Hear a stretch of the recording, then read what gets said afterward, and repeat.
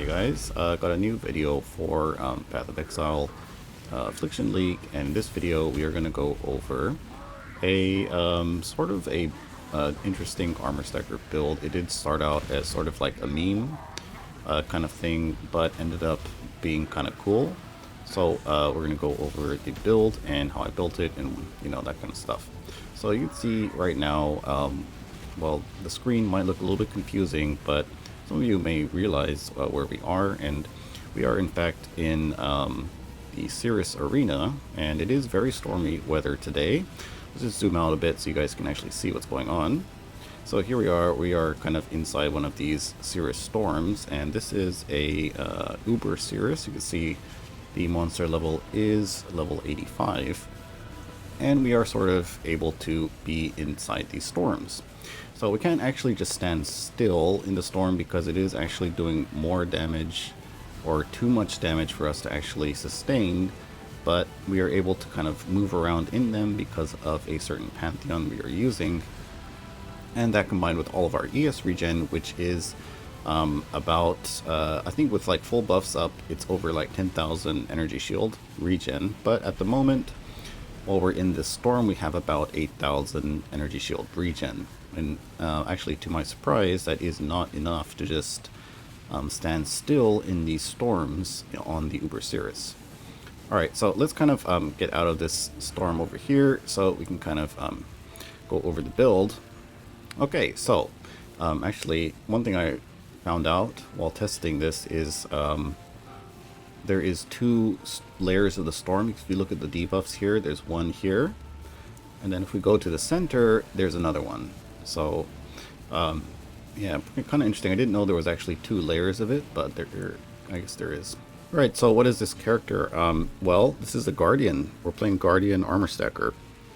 And I thought maybe it is the first, but apparently there is other people playing Guardian Armour Stacker. Not exactly in the way that I'm building this one, but you can see on PoE Ninja, there is actually two other people playing Armour Stacker. One person is doing a SST kind of build, another person is doing like a Hate Forge kind of build. It's kind of interesting.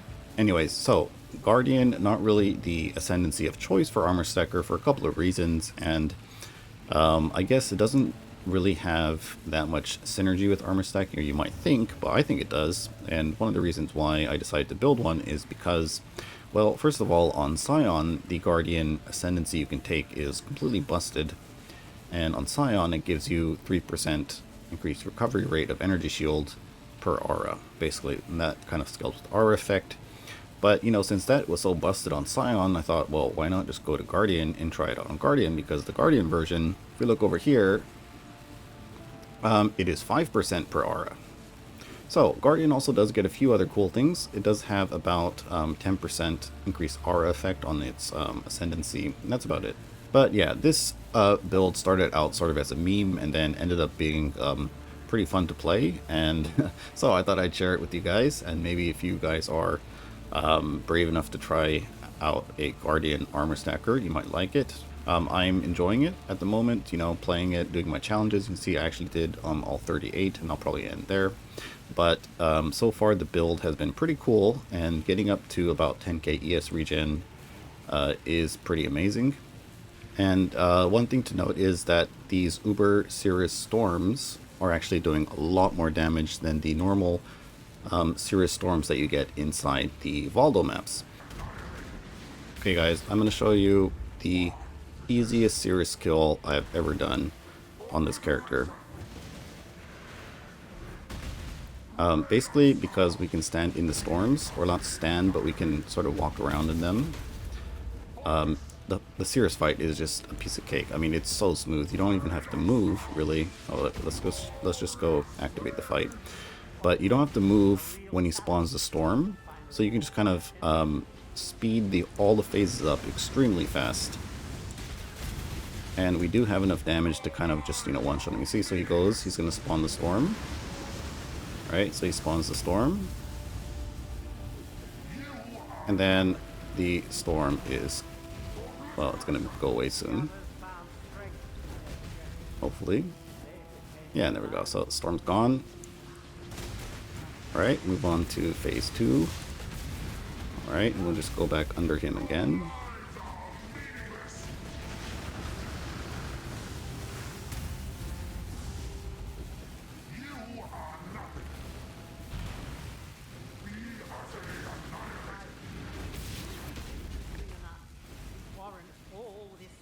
Alright, and the storm is gone. So, having this much ES regen to just completely ignore the storm phase is actually pretty amazing. And does make killing Uber Sirus that much easier.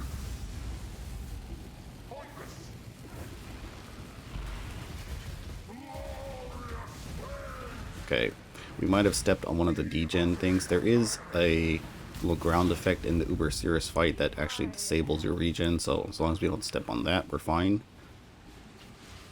But now I think we are at the last phase, and then we just go and kind of kill him off. So extremely easy Uber Sirus kind of farming if you wanted to do that on this type of character with tons and tons and tons of regen. Okay, so the reason we cannot stand in the Uber Sirus Storms is because, while they're doing way too much damage than we can sustain, even with 8,000 ES regen, it is not enough. And we also do have 90 max res and all that kind of stuff, but basically this Pantheon here is full of Relic-Edge. So the Sirus Storms do a lot of physical damage, and you can see here we have 25% reduced phys damage taken while moving, or damage over time while moving. So basically while we're moving, we're able to sustain the damage because of that minus 25% reduced damage on the phys part. And that basically means we can stand and stay in the storm. So that's why you can see I'm just like running circles in the storm instead of just standing still. If we stand still, then I'm actually going to start to die on this character. Right, so you can see this is the storm in one of the Valdo's maps. And it is really not doing any damage. We can actually stand still in the storm.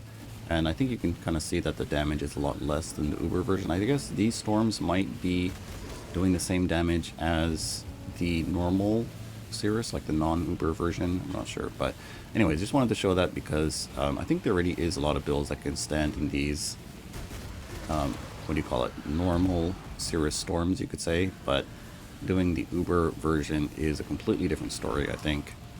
But anyways, so that is sort of the character, and let's kind of go into how we are building the character, how we're getting that much ES regen, and what you need to do if you want to make your own. Now, this character is using very, very good gear, but I did actually make a very cheap version with just the mage blood, no like one passive voices, no like really expensive items, no awakened and power and that kind of shit. So I do have a sort of like cheaper version that I'll put in the description. I'll also go over the PoB a little bit later on in the video if you are brave enough to try it. Like I haven't really tested that, but you know, stat wise it is kind of, you know, gonna work kind of deal.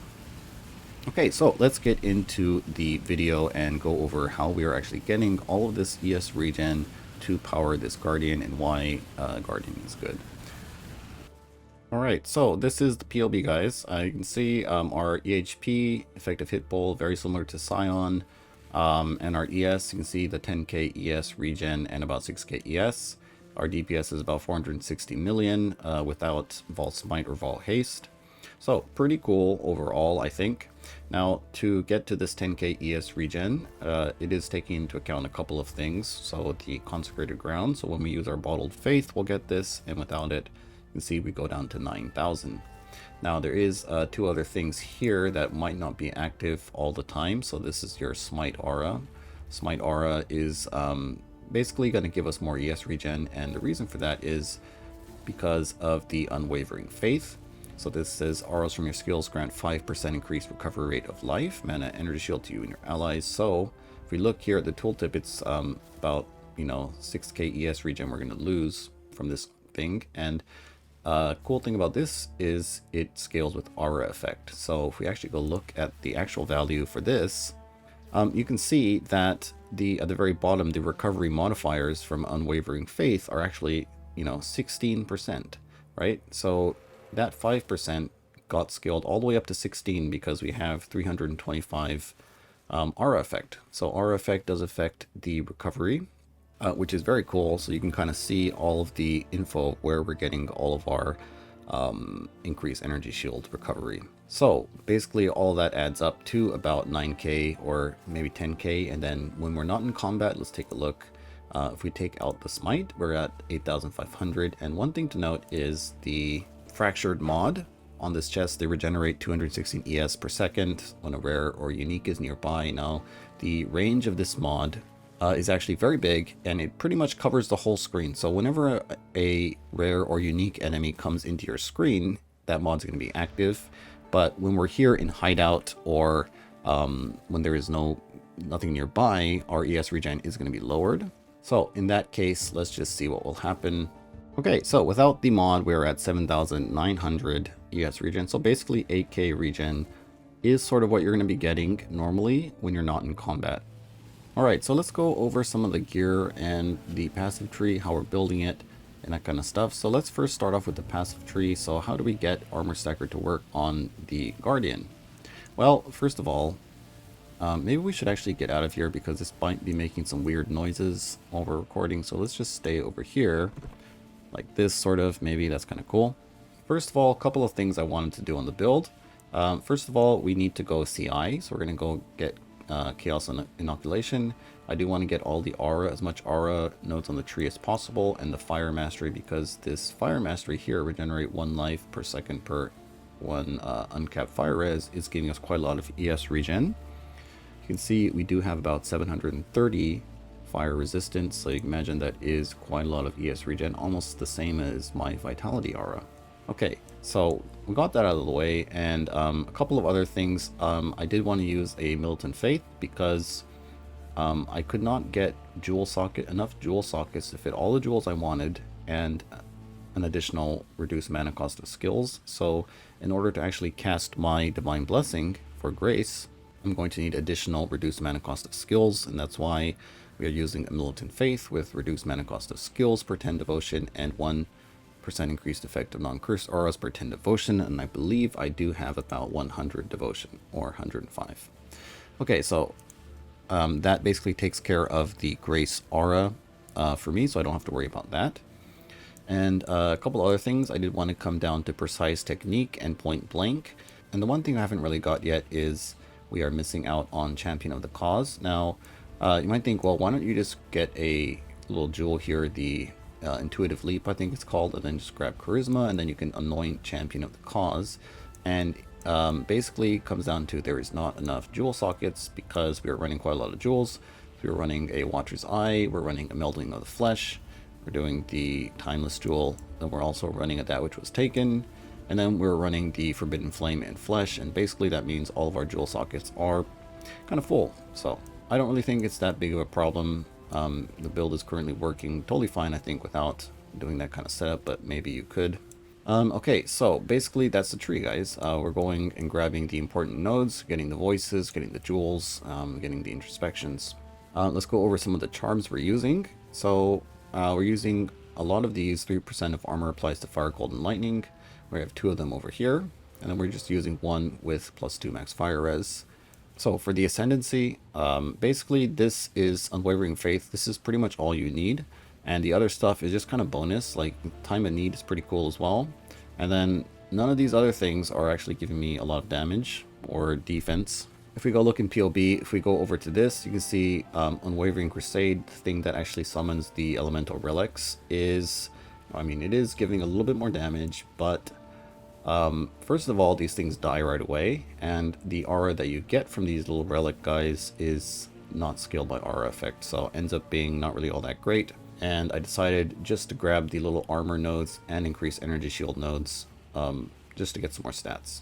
Okay, as for the gear that I'm using is very similar to my Armor Stacker Scion, except I did craft a new pair of gloves, and so I lost attack speed on the gloves, and then I just put regen on there. So I did lose a little bit of attack speed, which is about 7% damage loss, but you can see on the Watcher's Eye, we do have 15% increased attack speed while affected by precision, so that kind of does make up for the loss on the gloves. Other than that, some other things we are changing is our flasks. So I think it's a good time to get into the downsides of this build. So what are the downsides? Well, we look in PoB, our full DPS is 460 million.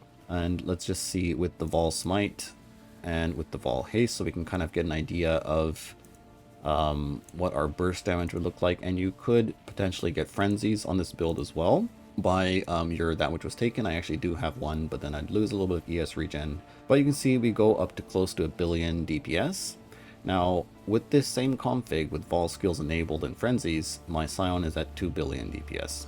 So basically, half the damage of a Scion, but double the ES regen pretty much. I guess maybe not double, but pretty close to doubling. So that is one of the trade-offs. You're basically trading half your damage for quite a lot more ES regen. And then one other thing is, well, at least the way that I'm pathing right now on the tree is it is very hard to get strength. So you can see we are barely at the strength requirement. We need like 159 strength to be able to run all our gems. So I've actually had to get some jewels with strength. Basically, there's 2 of these strength ones that I have, and there is one over here somewhere. Oh yeah, here, 2 T1 strength in gems, basically, to be able to get enough strength to actually run this character. Okay, another downside is we do not have stun immunity. So what are we doing? Well, basically I am sacrificing one of my flask suffixes to have a chance to avoid being stunned during effect. And basically this, with the increased effect, goes over 100%. So we are pretty much immune to stun with this flask. So we're missing out on some potential damage from like an armor or attack speed suffix. So that is the only real downsides I can see to this character. Are you just playing it on a Guardian? So basically less damage and stun avoidance can be a problem. Alright, let's go find the Feared and see how this build deals with the Feared in one of these Valdo maps. So this is a pretty easy one. It just has the atomization storms and the Feared, no like crazy mods. But yeah, let's just go get the Feared. And this map wards a Watcher's Eye, so that's going to be kind of cool. Let's get the Chaos Orbs. Alright, so we did find the Feared over here. And let's just see what happens when we go to fight them. Okay, so we've got a Ziri. Ziri is dead. Shaper and Elder are dead. Okay, everyone's dead. Vortex. Alright. He's dead too. Alright, so that was actually really easy. I mean, this is an easy map.